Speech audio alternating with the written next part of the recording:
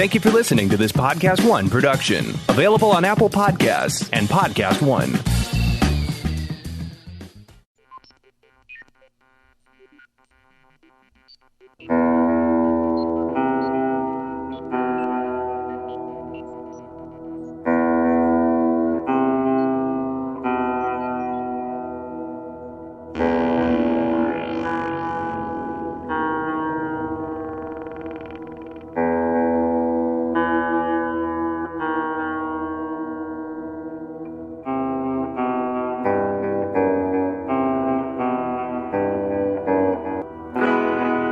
Hello and welcome. You're tuned into the best in paranormal talk radio. This is Beyond the Darkness. I'm your host, Dave Schrader. That guy over there, Tim Dennis. Got a great guest lined up today, Tim. I can't believe 13 years we've been doing the show. And we've never had this gentleman on our program. We've met him at a bunch of the different conventions, and I've had a chance to hang out with him on a couple of occasions. But he's finally here with us, and it's good timing as well because the Dead Files has just launched, believe it or not, its 11th season. Wow. On Travel Channel. Yeah, 11th season just premiered on Thursday, July 11th. They've been just a juggernaut, right behind Ghost Adventures, constantly on Travel Channel. Just the two top paranormal themed programs now, and it's great to see the longevity because it's a different style show. For those of you that aren't familiar, former NYPD homicide detective Steve DiSchiavi and physical medium Amy Allan, they go out and investigate these claims. Steve using his unique viewpoints as a police investigator. Amy Allan using her mediumistic abilities to try to investigate the cases separately, come together, and actually uncover what's happening in these people's lives. Steve DiSchiavi, welcome to the show. Hard to believe 11 years, huh? 11 seasons? Yeah. Thanks for having me, guys. Yeah, you know what? It's kind of surreal because when I think back about it, we did the sizzle for this show back in 2009, and it was in August of 2009, which is rapidly approaching, and it's almost like a lifetime ago for me. And I've been through a lot since then, obviously. I went through a bad divorce and everything, but the whole idea of this going as long as it has is a little mind-boggling to me. People, guys I grew up with, they're like, "You still on that freaking show?" I'm like, "Yeah." Because it's not like they watch me or anything. They're like, "You still doing that?" They just think, Busted a couple of days, I got done. Well, talk to me about this. Before ever taking the show, did you have a belief in the paranormal, or had you had experiences yourself? Well, never had an experience ever. And this is I guess, misinformation about me. People think that I'm a skeptic. I've never been I'm an open-minded skeptic. I'm not a skeptic of the paranormal as much as I am of people. And right. For me, being raised Catholic, in Brooklyn, an Italian family, there was always the belief that there's heaven, there's purgatory, there's hell, and if you're raised that way, you got to believe there's got to be something going on, obviously, after you die. So I've always had that belief that, something will happen to us when we leave. I just never experienced it. I didn't know anybody that's ever experienced it. Then again, growing up where I did, if you said something like, "Oh, you have a ghost in my house," people would think you're wacky. So you just basically, it never came up in conversation. But for me, I've always thought paranormal has to exist. I mean, there's too much stuff going on in the world that, people have an experience and stuff like that. And I can't say I didn't have an experience because the experience I can relate to is with my daughter. When my mother-in-law died, she was very close to her. And the night that she died, she was staying with neighbors of ours. And she was maybe 7 at the time. She's 28 now. But she, when we got home from the hospital that early morning, she had no idea my mother-in-law passed. And I picked her up. I said, "Did you have a good, stay over at Doreen's house?" And she says, "Yeah." She says, "Daddy, I had the strangest dream last night." And I'm like, "What happened?" She goes, "You're not going to believe this, but Grandma was in the room with me, and she looked beautiful. She was in a beautiful dress, and she said, 'Lauren, I love you, and I will see you again soon, or I will see you again and don't worry about grandma.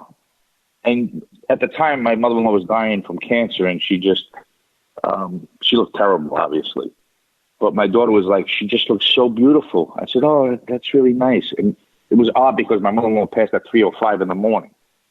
And about the time she must have been having this, this dream, visitation, so-called dream. Right. So, yeah, and how do you deny that? I mean, of all the times that she's not having these dreams, all of a sudden she passes away, and then she's telling me she sees my mother-in-law. So it's kind of had chills on, gave me the chills and put the hair on the back of my neck up. Well, I like the fact that, and you and I have talked at a couple of the conferences and BS'd about it, and the fact that you're not, as people would consider, a hardened skeptic or a cynic, but you are a good read of people. And is it strange to, probably not, but I mean, is it strange to take the abilities that you've defined over the years in law enforcement and apply them to something like paranormal investigations, or does it seem to fit and go hand in hand pretty easily? No, I think it goes hand in hand. And the thing is, I'm not really doing a paranormal investigation. I always consider my clients to be crime victims, and that's how I approach them. My job is to get as much information as I possibly can for the case, get as much detail on witness accounts. It's not that far different from doing police work. The only thing is the perpetrator is the paranormal, right? So obviously I can't figure out who it is. I can assist Amy with it and hopefully come up with an answer on how to, who it is and how to get rid of it. But I think it was kind of a smooth transition personally. I mean, it's not homicide work, obviously, but it's still, to these people. Think about it. If your car gets stolen right now, there and then, that's the most tragic thing in your life. Oh my God, my car got stolen. Your life's upside down for a couple of hours, right? Well, these people are going through this stuff, whether they're sincere about it or whether they're blind about it. Is my job to determine that, obviously, ahead of time. But we vet really well. And I just think that our approach is, like you said earlier, is, there's no other show really like it. I don't come in as a paranormal investigator. I come in as an investigator, period.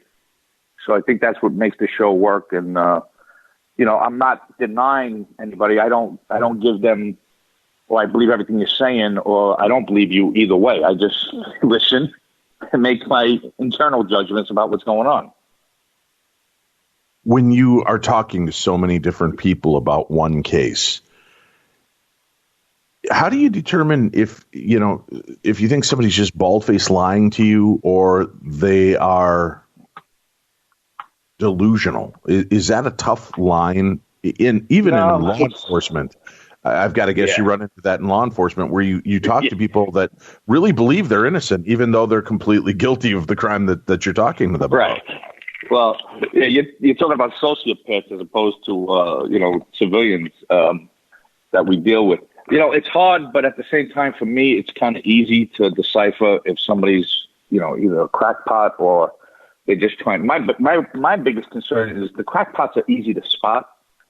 It's the people that you don't know if they have an underlying, motive as far as wanting to be on television or trying to get FaceTime, stuff like that. That's the stuff that concerns me. So I'm really not crazy about doing a case where I know another show is at. And we've done that in the past, and I asked them to, let's stop doing this. I don't like it, because we do things very differently than some of the other shows that are out there. And, I don't like being compared because we do our investigation, in my opinion, the correct way. We did an episode out in Rose Hall in Jamaica. They had 3 different women throughout the history that they were kind of compiling together to make the story for Rose Hall. And, when I called them on the carpet about it, they were a little annoyed with me. I'm like, no, she's not buried here. I found her grave in the other side of the island, or 9 miles away, actually. So, stuff like that is just, but do you see, that's kind of why a show like yours is important, especially when re-examining some of these well-known cases. And I know it's got to be a little frustrating for you because of some of that situation, but on the other hand, you're finally giving voice to reality and truth. And people have for so long taken what they read online as gospel that they throw logic out the window, right? They throw logic out the window, and they're willing to move forward on poorly gathered evidence or poorly gathered eyewitness testimony and statements. I liken it to the stories in Romania. There were a few castles associated with Vlad Dracula. Now every castle, including White Castle, is associated with Dracula. Ain't that the truth? And it's because they realized, hey, if some of the castles were trying to stay elite, and no, we were Queen Victoria's castle and this and that and the other, but we're not getting nearly as many visitors as the castle that says that they had Dracula eat dinner here. So now Dracula ate dinner here and had a mistress. And, it's funny how that evolves. And it's always been cool watching the show as you kind of dig in, because I love the looks you give. And maybe I'm just misreading it, but when your BS detector goes off, you wear it well, right? And you're able to kind of sense these things and piece it together. Why do you think so many people manipulate it? Do you think that they're manipulating the truth because they want it to be a better story, or because they really believe what's going on? I think it's a good question. I think it's a little bit of both. I think they sincerely believe, like the ongoing joke we talk about, right? A light bulb went out. Oh, a demon did it. Right. So I guess if you're going through, and I've never lived this problem, so it's hard for me to understand what they're going through, but I guess if, I got pushed down a flight of stairs and nobody was there, I'd freak out and think everything that's going on in the house has got to be paranormal related. But at the other side of it, I don't know as much as they're trying to embellish, or they're just trying to make sure that their story isn't as flaccid as it could be. Like it's got to be bold, or else they're not going to believe me. I think that kind of plays a factor. And I've seen it on more than one episode where I know for a fact it was impossible for somebody to say they saw something from where they saw it. And I'm like, well, there's no way you could have seen that if you told me. Because I always ask, where were you? When you were here. All right, so now what happened? Oh, so you saw this thing over here, but you're on this side of the bed. That's what you just told me. No. That night I was on the other side of the bed. Oh, okay. So all of a sudden you slept on the same side of the bed for 30 years. Now all of a sudden you're on this side of the bed. The one night you happen to see something you couldn't possibly see. Stuff like that. That works out well, so, doesn't it? Yeah. So, and that's where the detective in me comes out, and I'm like, all right, I get it. You got a lot of crap going on. Maybe somebody else told you they saw something, or somebody said, I think I saw this, and now you're making it your own. So, it is what it is. But it doesn't mean that they don't have paranormal activity going on, right? So it's just a matter of what the level is. Now, again, remaining pragmatic as an investigator and looking at it through the eyes of the law, I think that's a great take. I don't know if a lot of people really realize that you don't look at it as a paranormal investigation. You look at it as a criminal investigation, and all your job is to cull this information, get as much detail and information out from these people as you possibly can, and then see how it presents. When you're talking to them, have you ever encountered somebody during this that while you're doing it, your cop instincts kick in, that you're probably talking to somebody that has a very bad, dark past? Not so much of a dark past, but of a troubled past. Like, maybe abuse was involved, stuff like that. And then not really as far as like a criminal past or something wicked, but more of this person's been through a lot and they're hiding it. Eventually I get it out of them. There's been more than one episode where, men and women have broken down about stuff they've never told their own husbands or wives. Afterwards I kind of, did she ever mention that to you? And they're like, no. I'm like, now I feel bad, because I'm like, okay, great. I'm the guy that she mentioned it to. You've been married to this woman for 20 years. She never said anything. So there's a lot of that. I get a lot of read on people having pretty horrific upbringings or tragic relationships in the past, stuff like that. But, do you see that? Do you see that commonality, that thread through a lot of the people that have had more what we might consider to be demonic activity? Do you think it's more of a psychological target that's been painted on them that makes them more likely to have these type of activities, or is it the same kind of abuse and negativity they've had in their life, which leads them to believe that they're dealing with these kind of attachments? Yeah, I think it's a little bit of both, actually. It's more of an Amy question, but for me, it's hard for me to answer that. But I've seen the correlation between people that are vulnerable, is more of a better word I can use, from past experiences or health or whatever the case may be, even mental issues where they're just, they've just been burned their whole lives by, upbringing or, abusive families or abusive husbands, stuff like that.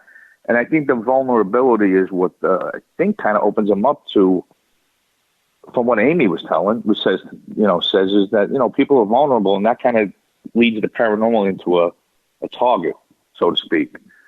And a lot of times she'll say the demons will, they'll prey on people that do have a dark side, but they don't realize they have a dark side, and they're just bringing it out. So, I mean, it's a part of the whole paranormal part of the show that I do not ever try to, make a call on. People constantly message me on social media about, well, Steve, what do I do? I got this going on. I'm like, bro, you're asking the wrong guy. You want to know how to investigate your history of the house? I'm your man. But when it comes to paranormal, that's an Amy thing. And I give everybody in that field, a lot of kudos, because there's no right or wrong in it, I guess. I mean, it's pretty gray area. Well, and we'll cover that investigative technique as well, because that's something that I'm interested in, and what you do to start looking through the background, filtering through that history. But first, let me mention, folks, Pluto TV is the leading free streaming television service. Right now, you can watch over 100 TV channels, thousands of movies, all on demand, all for free. No credit card needed. There's no sign up. Pluto TV is easy, and it's a completely legal way to watch your favorite TV shows and hit movies. What are you waiting for? Never pay for TV again. Download Pluto TV for free on all of your favorite devices today. Again, you can use it on your phone, Roku, Amazon Fire TV, Apple TV, smart TVs, PlayStations, hell, anywhere else that you stream. Make Pluto TV part of your package. No credit card. No credit check, no sign up. It can't be easier for you to access 100 different channels, thousands of movies, all on demand, all for free. Stop waiting around. Get into it. Check it out. Pluto TV. Steve DiSchiavi, our guest today, as we're talking The Dead Files. Travel Channel just launched its 11th season of The Dead Files this past Thursday, July 11th. There's a new episode coming out this week, Demon Seed. Steve and Amy travel to Gatesville, Texas, where a couple is being tormented by demonic entities, hell-bent on destroying their home and their grandchildren. During their separate investigations, DiSchiavi uncovers the dark and sordid history of a boys' reformatory turned female prison, while Amy Allan encounters a vicious serpent-like entity that's set on contaminating the souls of all who inhabit the property. Boy, you read a deal like that, no wonder you want to stay as far away from the paranormal angle as possible, Steve. Let her deal with the serpent-like nastiness. Yeah. You'll stick with the research. Does it ever get into your head, though, reading the dark histories and kind of digging into what these properties were, what deaths might have occurred there? Or because of the years that you've done police work, is it kind of second nature to you to read it and maybe not be as impacted or affected? Well, you know what? I'm always shocked by stuff that happened in like the 1700s or the 1800s, where you're like, geez, this sounds like this guy could have been a serial killer way back before we even identified what the hell a serial killer was. And then, some of the stuff is so brutal. And you're like, I only thought modern times is where people, the regular civilization in cities and stuff, later on people started getting really violent when crime started getting crazy. But there was some really crazy stuff that happened 100, 150 years ago that, we don't remember or don't know about. I'm more fascinated by it than I am shocked, because nothing shocks me. I know I look shocked sometimes on TV, but obviously that's for the benefit of who I'm talking to show my empathy towards them.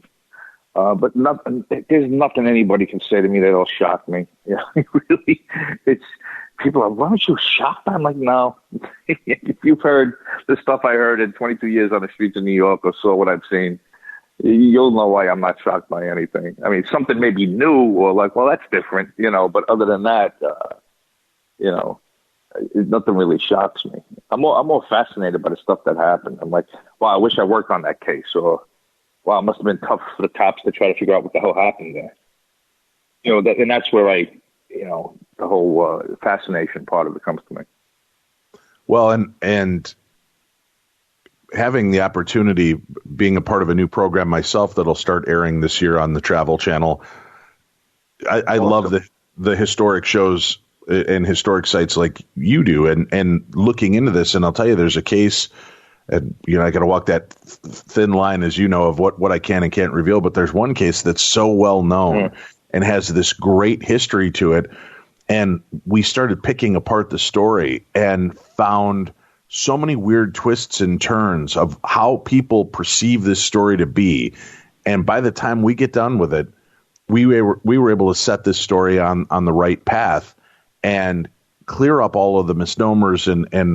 But it's so strange to watch how everybody kind of wants a piece of history. And what is their drive and determination to create a story or to perpetrate a story or continue it going forward, even though it's completely predicated on false information.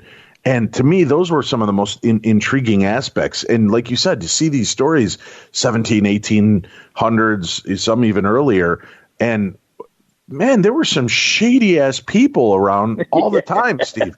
And the angles are taken to make it, they were like, back then, let's turn this place into an attraction. And they built this story, and they would go to these crazy lengths in order to confuse and confuzzle people and make some money off the deal.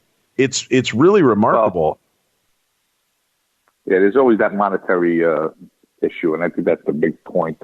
We've had a lot of cases where, we did an amusement park in West Virginia, and one of their things is a girl got killed on this swing set. It never happened. They're like, oh, yeah, she's still on there, and sometimes you hear the swing going. And like, it never happened. You can't make up stuff that's not fact, because if it's a death, I'm going to find it, especially if it's within recent times. And recent to me is within the last 100 years. So it's like, why would you fabricate something that never happened? Or there were 10 drownings in the pool. There was one. Why is it got to be 10? But it's all about making a place lucrative, and Steve, I get it. They were just rounding up to the nearest 10. Yeah. That's it. We just add a zero to that and see how that goes. But I get it. Listen, everybody's trying to make a buck. It's a tough world out here, and I understand it. My issue is when I got into an argument with a client many, many years ago, probably 2011, 12, and insisting with me that her information from the internet was more accurate than my actual document that I received from, the municipal building. And I'm like, so let me get this straight. My document, my factual document from the city is not as accurate as your information you got from the internet. Well, where'd you get your information? What's the origin of your information? The internet. No, I didn't ask you that. What's the origin of where you got that information? The internet, Steve. I'm like, okay, all right. So I'm talking to myself because obviously you're not getting what I'm saying. You need to find out where the origin of this information comes from, because there's lunatics out there flooding the internet with information that's false. Like Google has me married to Morgan Fairchild. You're the guy. My age is wrong. Yeah, that's me. Yeah, I'm married to Morgan Fairchild. We're good friends, and apparently a picture of us together. I mean, I've been divorced 6.5 years. Right? 6.5 years later, they still have me married to Morgan Fairchild, and I live in Florida with her. Everybody knows she doesn't live here. She lives in L.A. So people like, I'll have women contact me on social media in private messages they'll be like, Steve, I thought you told me that you were divorced and single. I said, I am. Well, according to the internet, you're married and live in Florida. I'm like, really? Look, geez, I didn't know I got married. Thanks for the information. I appreciate it. It's funny you say that. Doing the show, and Tim knows what episode I'm going to refer to on this. Doing the show for 13 years, hearing all the claims, we get to hear them all. And there was a guest, and I won't even bother mentioning his name, but if you look up the book on it, our listeners can find it. We had him on. It was an interesting topic. He was talking about this foreign exchange student type program that we have going on with another planet called Planet Serpo. How we're sending like 13 astronauts to them. They send 13 of their astronauts here to learn about our culture, our lives, and world. And as this episode is kind of opening up and evolving, I said, now, where did you get this information? He said it was a leaked government document that he found online. And I said, oh, was there like a docket number or something on the document that you could say, look, this document is, document CL-2517. And if we look, we could find a 16 or a 18, and, that it would make sense that this would be there. And he was shocked. He goes, well, I don't know. Why would somebody fake a leaked document? And Tim and I stopped the show. We're like, wait, what? And he goes, well, why would people put fake information on the internet? And that was legitimately remember that, Tim? Oh, yes. Yeah. And I said, well, wait a minute. You can't be serious. You didn't predicate your entire theory on a document you found online that you have no proof where that document came from. Well, it came from this ABC Institute. And I said, yeah, but how do you know that? I could go online right now and with different software create a document that actually looks more official than your document that says that these people aren't from Serpo, they're from Uranus. And does that make it legitimate because I made it look better? And this guy could not wrap his head around that, Steve. It boggled his brain. And his comment to me was something along the lines of, well, people wouldn't lie just to do something like this. I go, I don't know if you remember this line, but I did not have sex with that woman. People lie all the time. Our president went on TV and lied to us. What are you talking about? Nobody lies. But it's funny. You're right. How people read it on the internet, it's gospel because it's not just there though, Steve. I've read it on 52 websites. And what people don't realize is Dave Schrader for Darkness Radio 12 years ago wrote a bio for this guy and misspoke and called the town something different. And then 50 other people have gone and found that blurb and they lift it and paste it, copy and paste it. Yeah. So now it's on 50 websites. Does that make it true, or just does it mean that their site of origin was incorrect? And now everybody's moving that story along. So I've had the same issue. It was bizarre. Yeah, people have done bios on me and they copy and paste stuff that was wrong originally. And I'm like, all right, this is totally, first of all, my name is spelt wrong. So maybe that was a clue that maybe something's wrong with this document. Which, my name's not easy to spell anyway, but if you're going to put me on an ad for whatever's going on, you might want to make the spelling right, or at least look it up. I don't know, call me crazy, call me kooky, but maybe look at my Facebook page, my page, and see what my legitimate name is spelled. So just to clear, it's a crazy world we live in. Are you not a weekend dancer at the Sugar Shack? I'm not, believe it or not. I hear they make good tips. I'm sorry, I'm not. This is the 11th season. Is that right? Yeah, that just started airing is season 11, and we're actually getting ready to head back out next week to continue filming season 12. Oh, congratulations! That's fantastic. Thank you. Yeah. Discovery Channel and Travel Channel has been very supportive of us since Discovery took over. And they've really, pushed us out there. I mean, I can't tell you how many people have hit me up and said, I've never known this show was on. I caught it by accident because we were on most of the day on Thursdays. And I didn't know you guys were even a show. And I'm like, well, so we're getting a lot of new viewers, obviously, because of that. And, so when we got picked up again, they picked us up for the 2 seasons, and we just started doing, I think we did two episodes into 12 before we we were only on a 5-week break, and then we're going to finish up the last 11 episodes. And we should be finished right before Thanksgiving, which makes for a pretty tight schedule. So.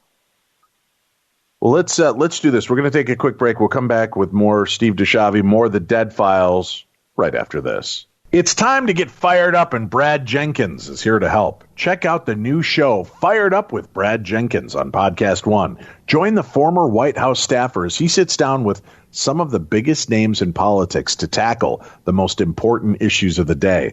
Download new episodes of Fired Up with Brad Jenkins every week on Apple Podcasts and Podcast One.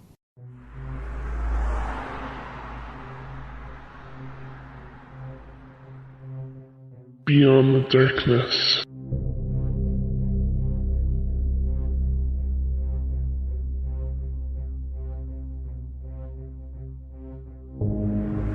We're back. This is the best in paranormal talk radio. Beyond the Darkness is on the air. Our guest today, Steve DiSchiavi from the hit TV series The Dead Files on Travel Channel. You can also check out another brand new episode that'll be coming out on Thursday, July 25th, the episode called The Watchers. Steve DiSchiavi, Amy Allan travel to Blue Springs, Missouri, where a mother fears for the safety of her children as unseen forces torment them on a daily basis. During their separate investigations, DiSchiavi discovers the property was the scene of a gruesome murder-suicide in the 60s, while Allan encounters the spirit of a dead man who has a deep resentment towards women and children.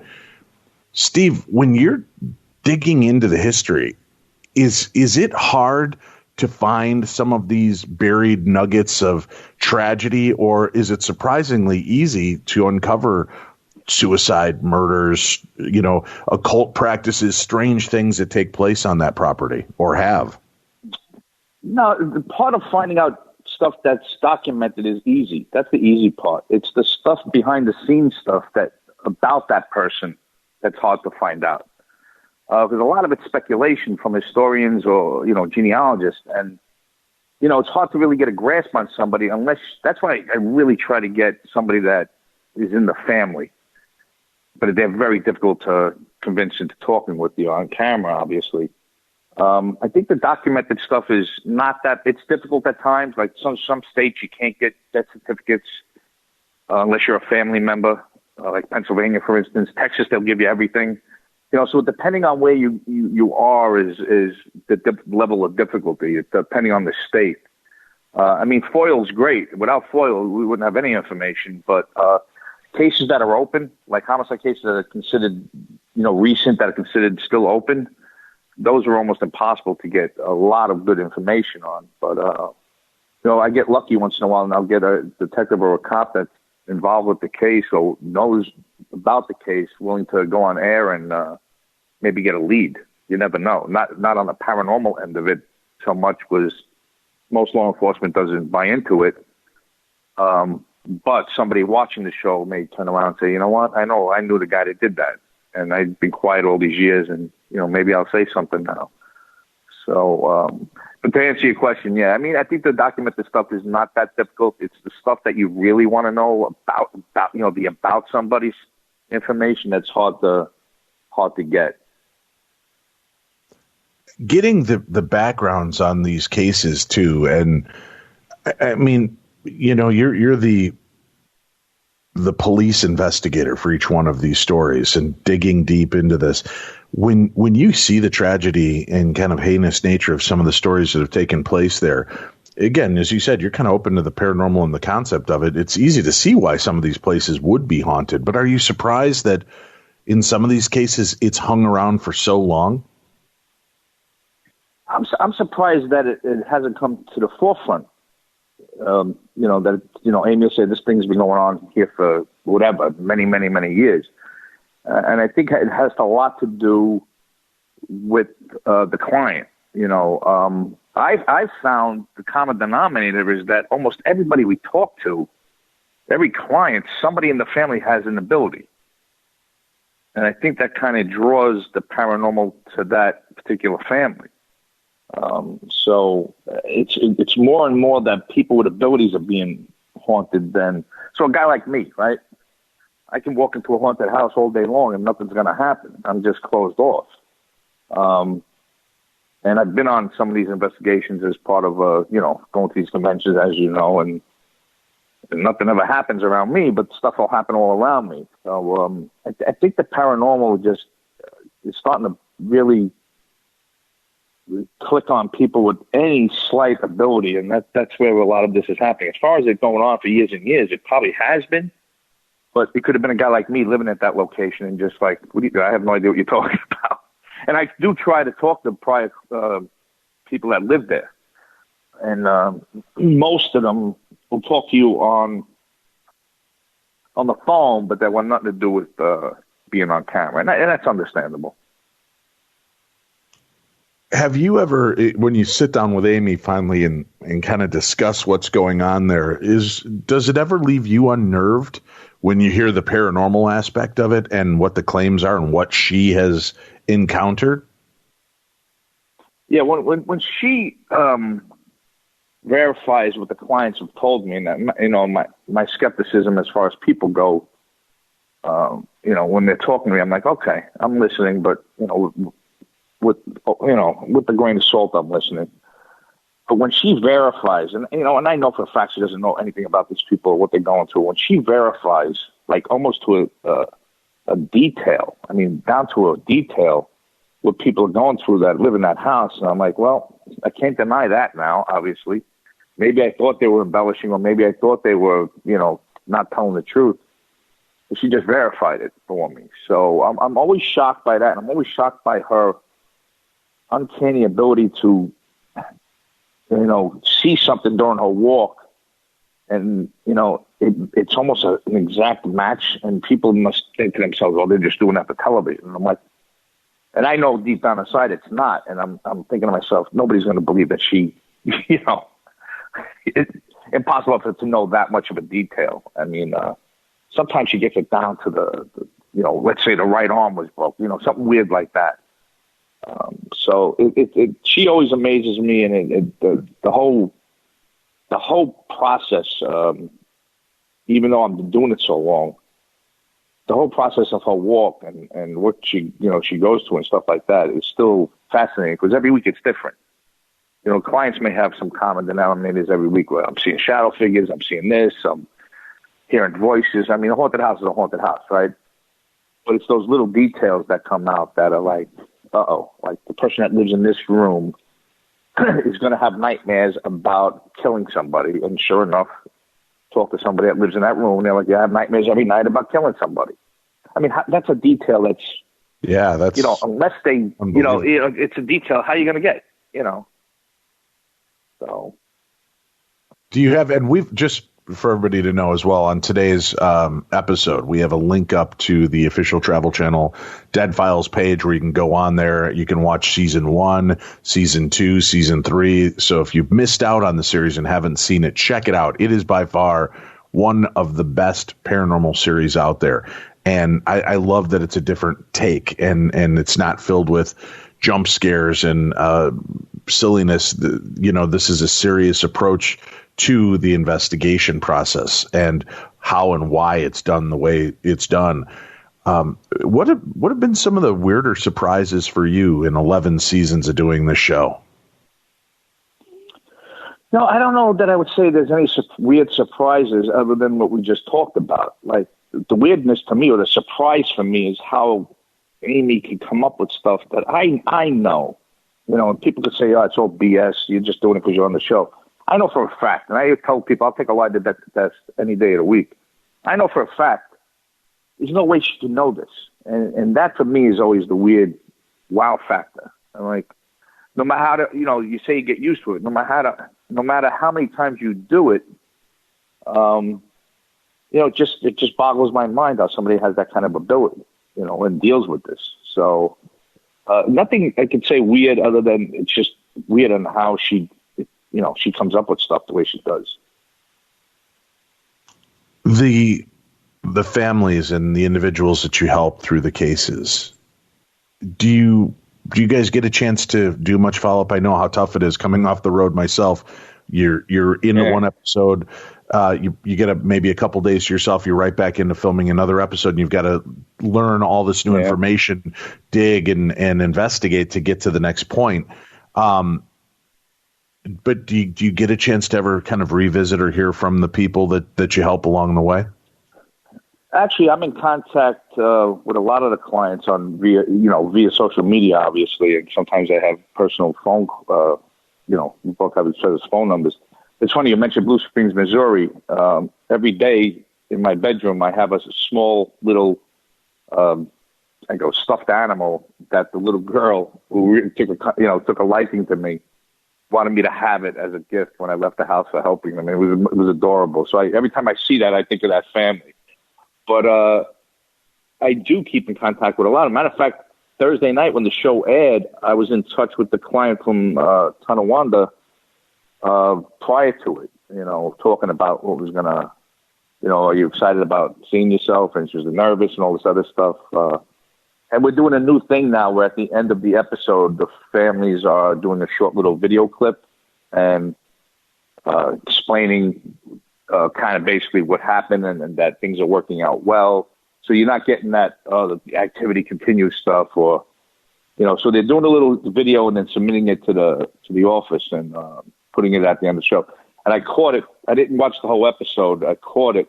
And then I was like, wow, this is pretty cool. It's a nice concept that we're doing now. It only took 11 seasons to come up with it, but it turned out to be good. That's how you stay relevant. Yeah. You evolve and continually offer different versions. That's is it pretty fulfilling for you to do shows like this where that you're going in and you're giving answers to people that are kind of at their wit's end? Or is it hard for you because unlike a true crime where at the end of this, Detective DiSchiavi's got his hands around the bad guy's throat and can drag him out and put him behind bars. There's no real way to, feel a closure for somebody like you, I've got to guess. It's got to be in the hands of Amy and hoping that what you guys are doing makes a difference. Yeah, it is kind of frustrating because I have no control over it. And I'm not a control freak, but I've always been in control of my own investigations, where it leads and where it goes. And working with somebody that you're relying on them, like 50% of it, to figure out how to fix it, and you have no say in it, or you have no ability to help in any way other than the information. It's kind of like, why can't I help? Why can't I fix this? Why can't I help this family? Like, why do they have to move? But it's the paranormal, so you got to take it as is. It's not the same closure as telling a mother, we arrested the guy that killed your daughter, or killed your son, stuff like that. So I don't have that kind of closure, but if we have a good outcome, it does feel good. To make at the end of the night, everybody's hugging and here's your game plan. Hopefully things will work out. We just did an episode in Florida towards the end of season 11, and I got a message from the client's husband on Facebook. He's like, yeah, the team is here. They're helping us out. Hopefully we'll get rid of these goddamn, whatever. All right. And, So it was nice to, I hear from clients from all the time. I mean, I'm in touch with clients from, 5, 6, 7 seasons ago that I still talk to every once in a while. So, and it's a client-based show as far as I'm concerned. Everybody's like, oh, you and Amy. I'm like, no, it's not about me and Amy. It's about the client. Right. To me, the client's the most important part of our show. You two are just the ones that move the story along, right? Exactly. To me, but you got to figure the audience is rooting for these people, and every week it's a different situation. It's a different set of clients. So I think that's what keeps it interesting. It's more of a lot of times, people be like, wow, that family's got issues. I mean, me and Amy wind up being marriage counselors sometimes, or right.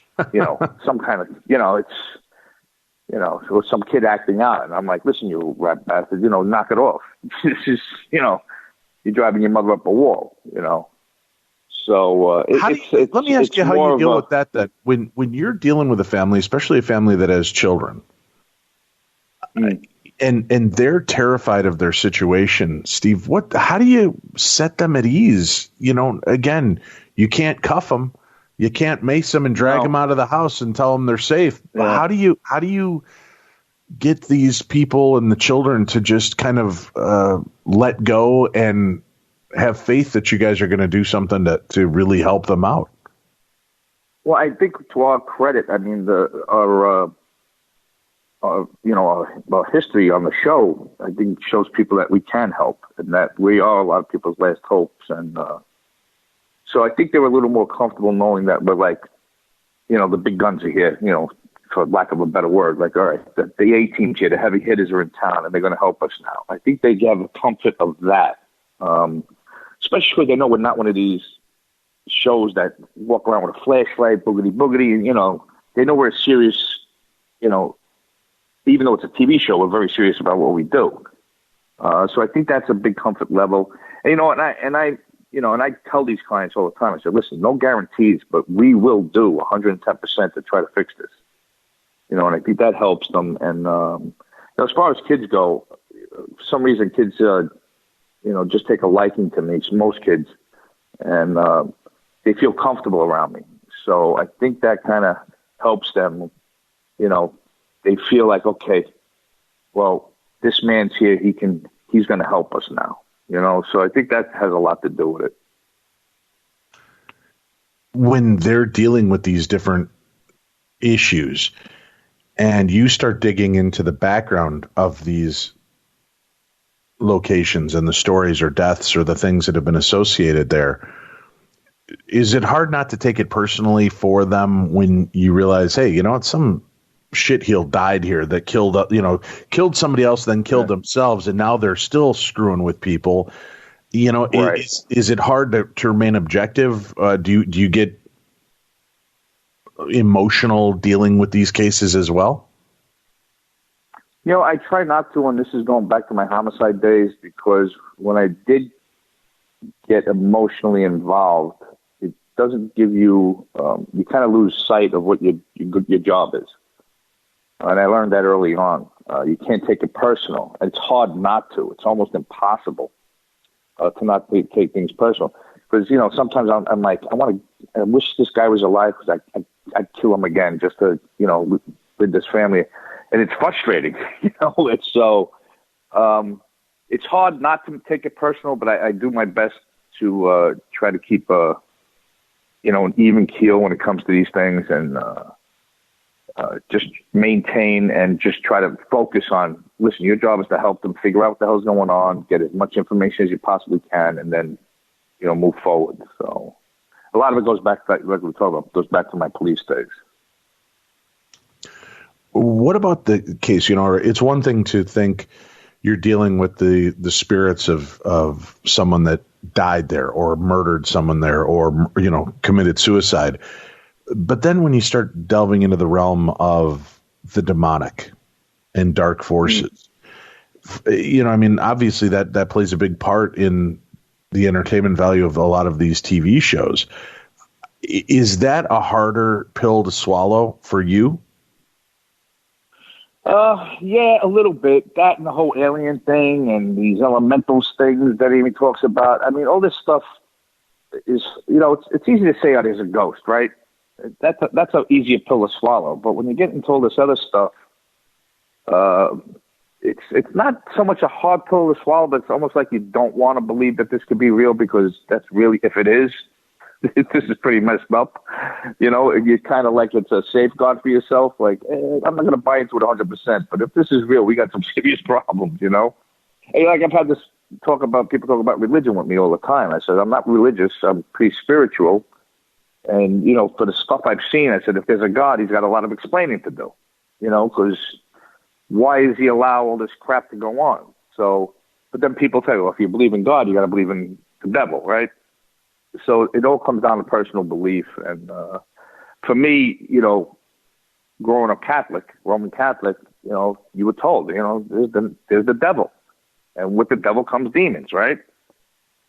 So, it's just, like you said, it's a harder pill to swallow. But, if Amy says this is what's going on. How do I say it's not? It's not my place to say it's not. She's the expert in this stuff, not me.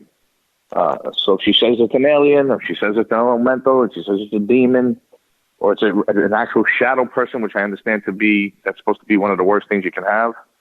What do? You just got to listen and absorb it and just make your own judgment on it. Was that an adjustment for you to have to get used to relying on somebody else's abilities to close these cases or give the answers that science, and investigative tactic and technique couldn't do? Yeah, it's a little tough because it's, if I needed something, I needed fingerprint, latent prints on a glass. I just called the crime scene unit, said, do me a favor. I use them as a tool. Like, give me a print on this. Then I take the print, run it, see if we get a match. I got control over that. I have no control over this. And it can be frustrating for me at times because it's like, well, I feel like I'm not doing my job 100%. But at the same time, I know I am because I'm using Amy's abilities to help fix the situation. My problem is, well, if I could do all of it, it'd be better. Like if I could do my investigation and talk and see the dead people, maybe I could figure this all out on my own. But obviously I can't. And, it is what it is. That would be some show, right? Guy that's a physical medium and an investigator. I mean, but yeah, I think isn't that Sargent's story? Yeah, whatever. Yeah, I won't. Like you said before, I won't get into it. But yeah. Well, he's works, I guess. Yeah. Not My Child is an episode that'll be premiering Thursday, August 1st, where Steve and Amy travel to Jefferson City, Missouri, where a family has to abandon their new home in order to escape the intense paranormal activity inside it. Even worse, they're worried their young daughter has been possessed by one of the dark entities tormenting them. That's got to be tough, Steve, when you're dealing again with children, and now the parents are even convinced that maybe their young child, is not just influenced, but perhaps dealing with a possession. I give you a lot of credit because that's a very tenuous situation to be in and investigating. Yeah, and it comes back to, again, not to beat a dead horse, but it comes back to my police work and dealing with child victims, so to speak, whether it be rape or whatever the case may be, assault. When you're dealing with children in a criminal sense where they've been violated or hurt, it's almost the same thing, but kind of different. And dealing with the parents of those victims is where this training comes back, or this experience comes back and helps me deal with the parents. I mean, how hard is it for me, as a parent, to say, I think my kid's possessed. He's not normal. There's something not right. And then they tell me about the stuff that was going on. I'm like, what? I mean, you didn't get this kid and dip him in holy water or something? I mean, take this kid right to church and get him fixed. And a lot of times Amy will tell him, listen, this kid needs an exorcism. We had an episode where, the mother had to let the kid go alone with a team and the exorcist. Imagine telling a mother you can't be there and deal with this. Right. I mean, how hard is that? And it's not easy for Amy to give these people that advice. I mean, you can only imagine it's got to bother her. I know it does, to tell people you can't stay in your own home because it's just going to get worse here. And then sometimes you can have a good outcome. Get yourself whatever she says sometimes, a chaos magician or a left-handed priest. Something, or a guy that only eats white vegetables. You'll figure, stuff, off the wall stuff like that. I'm like, okay, that's your thing. This is how I found out this information. It was pretty easy. Here you go. Well, let me ask you then. But, after doing this for 10 years now, and seeing this through a different perspective and a different lens, do you look back at cases you worked on when you were involved in law enforcement? And do you ever think, as far as, I wonder if there was some kind of demonic influence in this person's life, or if they were just nutty straight up batshit crazy, or was there something else pulling the strings? Well, it's funny you mention that. It's kind of black and white when I think about the stuff I dealt with on the police department. Then again, when you think about people with mental health issues, and Amy talking about, because of that, they're open more to the paranormal and the influence of the paranormal. Back then, it was hard for me to say, this guy must be possessed. More like, well, he's a sociopath and he's got mental health issues, and he's just a scumbag, and that's it. But you know what? Then again, you say to yourself, how could somebody do that? What's wrong with them? So then you question that, right? Later on, I'm like, wait a minute. I wonder if this guy might have been had some influence going on with him because of A, B, and C. But when you're working on the streets of New York, that stuff never really comes to mind. I mean, I've been to locations where there's Santeria, altars set up and stuff like that. But that's common culture in a lot of the Spanish and island inhabited areas of New York, as far as people from the islands. So it wasn't, that whole voodoo stuff thing. You think, oh, maybe they got somebody possessed or whatever. And that never really comes to mind. You're like, oh, this is, a lot of baloney. But now thinking about it with your question, it's like, yeah, it's possible that sometimes, some of the things I'm like, this guy had to be, or this woman even, there's got to be something wrong with her to do that to her kids or do this and that. But then again, there's a lot of evil people out there. So it's hard to say. How hard was it at the beginning to step back from the law enforcement, Steve, and realize that, there's something else going on here, something outside of the normal? I'm pretty open-minded. So for me, it wasn't that hard of a transition. I've always been an open-minded guy, and I think that makes a better detective or a better cop in general. If you're not open-minded and you're that closed-minded, very rigid way of thinking, it's not the way to be, especially if you're doing an investigation. You got any possibility. Anything's possible, right? So why can't it be? Just because your beliefs tell you A, B, and C, you got to put that aside and you got to say to yourself, well, maybe there is something here. So the process with the police, and getting into the paranormal wasn't that difficult. But and I don't say I'm in the paranormal, but doing an investigation which involves the paranormal. So for me, it wasn't that hard of a transition. And, the paranormal to me has always been not my big thing I'm really into, but I've always been fascinated by it.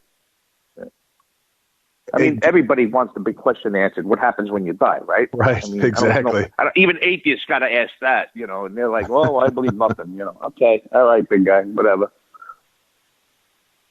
Has there been moments where you've had to cross swords with production or even Amy in the sense of, no, listen, this guy's not possessed. He's a fucking lunatic and he needs to be taken, this guy just needs to be in jail. He doesn't need to be doing this, or he's, has there ever been moments like that, and I'm not trying to get behind the scenes dirt on it, but I mean, I've got to guess there's got to be moments where even being open-minded, you've got to call BS. Well, those are the episodes where I cut them off. Those are the episodes where I'll tell the production company after talking with them, I'll be like, listen, this guy's batshit crazy. He's full of shit, or whatever the case may be. I'm like, we're not doing it. This is all BS. The guy's a lunatic, or the woman's a lunatic, and we just cancel that episode. It's not worth it for us when you have legitimate people going through legitimate problems for us to deal with a nutbag. I'm like, why are we wasting our time here? So we kind of cut it off beforehand. We and that's where the vetting comes in. Have they been pretty good about that then? When you do that, have they been pretty open to the idea of, all right, Steve, if you feel that strongly about it, we'll move on? Yeah, I mean, they're pretty good about that. Well, it's good to know that they're supportive of you then, Steve, that if you realize, hey, this story isn't what you think it is, and this guy's just full of crap, or this person is mentally unstable. Yeah. It's good to know that they have your back then and will pull out of doing that instead of maybe even capitalizing on it. Right, and to their credit, most of Hollywood would be like, well, that makes for great TV. I'm like, no, it's going to be embarrassing for us when we find out nothing's going on in this house, and he's just, batshit crazy. So it's good to have that support system, and so we get a lot of that part of like the crazies out of the way really quick, and then the vetting, like I said, goes beyond just talking to people, background checks and all like that. And it's the other part to talk about the whole production thing. It was very frustrating for me early on to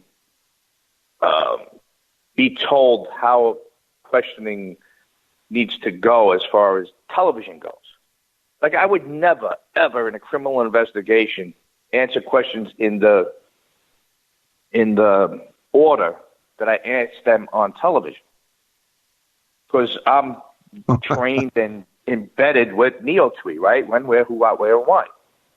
So for me, that's how I conducted every criminal investigation, is with that acronym. But with television, I have to do things backwards. And I get it, but it took me a long time to be able to swallow my pride, so to speak, and like, all right, I get it. So no matter which way I say it, you're going to edit it so it comes out the way you need it to be.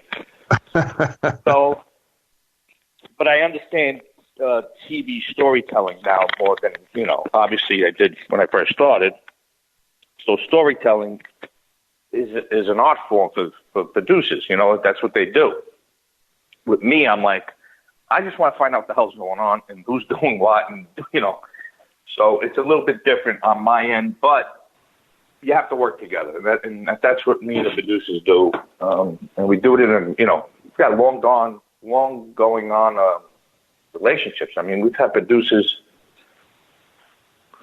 since 2012, same producers. We've had same cameramen since 2011, 2012, 2013. So that says a lot. We have a lot of longevity as far as crew members go. We have a good working relationship, and I'm always breaking their chops. They're not used to a talent like me on set, so they're used to people that want to get me coffee types, and I'm not that guy. I'm like, I'll get my own coffee. Get out of my way. Well, that's cool, and bringing the different version of the paranormal to the masses. Do you think, though? I mean, you said it's not good storytelling, but in your opinion, would it be okay to have an episode where you find out nothing's going on and this person's just a lunatic? Do you think that there's an importance to showing that aspect as well from time to time? Yeah, and we do have a plan in effect in case that does happen, because obviously we're going out there. I don't think we'll have a problem with the person's crazy or not. I think it's more about there's nothing going on. These people could be environmental. They could be hallucinating of things because of something going on, like a gas leak or some kind of problem like that. So for us, we're still going to do the investigation on the history, and if it does happen, it happens. We've been fortunate so far. There's not too many places where Amy's gone into. There hasn't been any that hasn't had some kind of activity.